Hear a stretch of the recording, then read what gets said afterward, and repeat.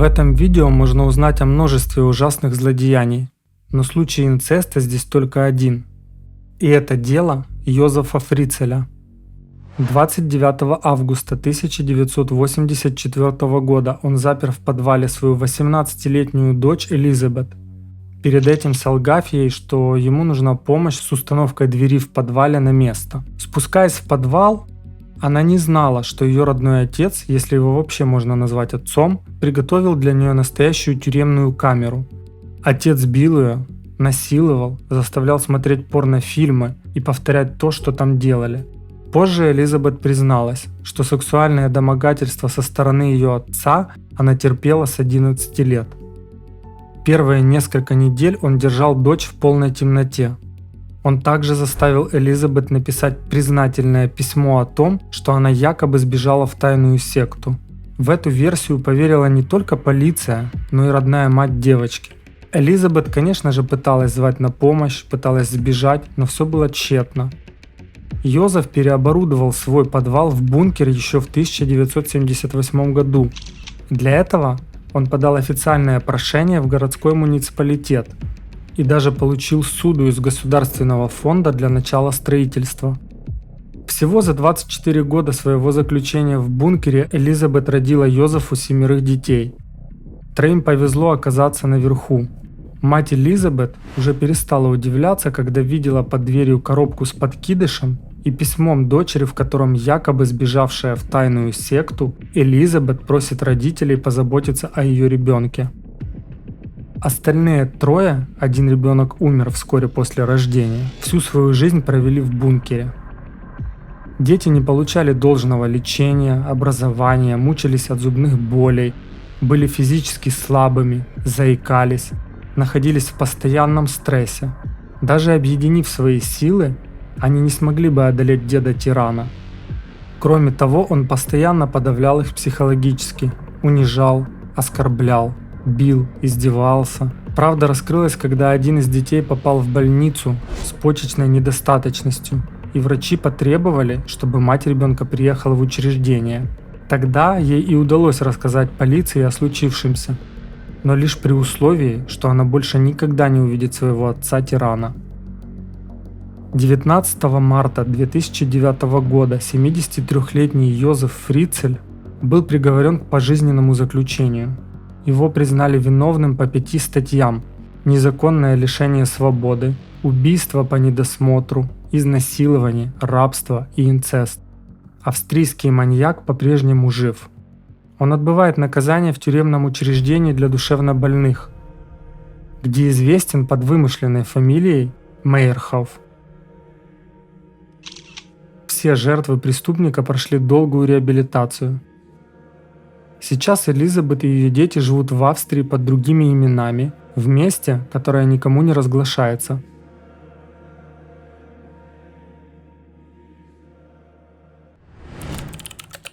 Колин Стэн была похищена 19 мая 1977 года Кэмероном Хукером и его женой Дженнис. На тот момент ей было 20 лет. Колин была опытной автостопщицей, но, потеряв бдительность, села в фургон к Хукерам. Ее очаровал вид их новорожденного младенца. В фургоне, угрожая оружием, девушку заставили забраться в деревянный ящик, в котором почти не было свободного пространства, света и воздуха. После чего бедную девушку увезли в неизвестном направлении. Хукер подвесил жертву к стропилам в подвале своего собственного дома цепями, прежде чем изнасиловать и заняться сексом со своей женой Дженнис. Я была в ужасе. Дженнис наблюдала, как Кэмерон пытал меня, а тогда они занимались сексом на глазах у меня. Я была уверена, что они собираются убить меня, рассказывает Колин, которой сейчас 62 года. Ее историю показали в фильме «Девушка в ящике», где рассказывается, как она жила в коробке 23 часа в сутки. Ее выпускали только, чтобы насиловать, пытать и бить. Хукер промывал жертве мозги, заставив поверить, что работает на организацию под названием «Компания», которая убьет всю ее семью, если та попытается сбежать. Только после того, как девушка подписала контракт о рабстве, ей было разрешено чаще помогать с детьми и по хозяйству в целом. Через 3 года контроль Хукера начал ослабевать. Он сделал Колин своей второй женой. Впоследствии его первая жена Дженнис говорила, что Хукер подвергал ее сексуальному насилию и пыткам с 15 лет, а согласился остановиться только, если она позволит ему найти вторую рабыню. В конце концов, однажды Дженнис освободила Колин, высадив на автобусной остановке. Колин не обратилась в полицию, но Дженнис сообщила о муже спустя 3 месяца. Она получила иммунитет в обмен на показания. Хукер же был приговорен к 104 годам тюрьмы, но уже в 2021 году может просить об условно-досрочном освобождении.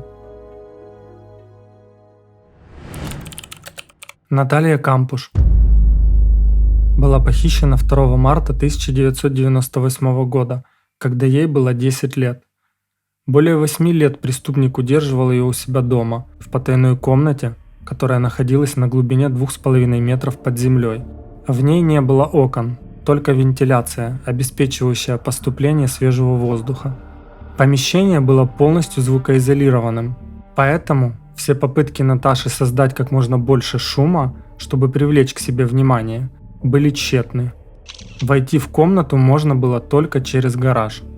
Похитил ее мужчина на белом фургоне, и за 8 лет поисков полиция обыскала 776 таких белых фургонов, включая машину Вольфганга Приклапеля, который и был тем самым похитителем. На него не обратили должного внимания.